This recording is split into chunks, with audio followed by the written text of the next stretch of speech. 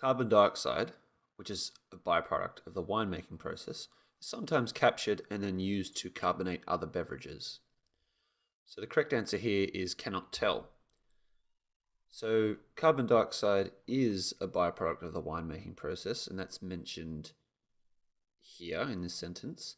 Carbon dioxide is also produced as part of the process. But then it says, but it is not normally captured. This is very important. This sentence here says it is sometimes captured and then used to carbonate other beverages. So there's nowhere in here which says explicitly that the carbon dioxide is used to carbonate other beverages. However, it's a possibility because here the sentence says that it's not normally captured. If it said it's never captured, this sentence would actually be false because you can prove categorically that this can't happen because it's never captured. But it says here that it's not normally captured. So this sentence could be true, but there's no indication that it is. So it could be true, it could be false, we just don't know. Therefore, it's a cannot tell.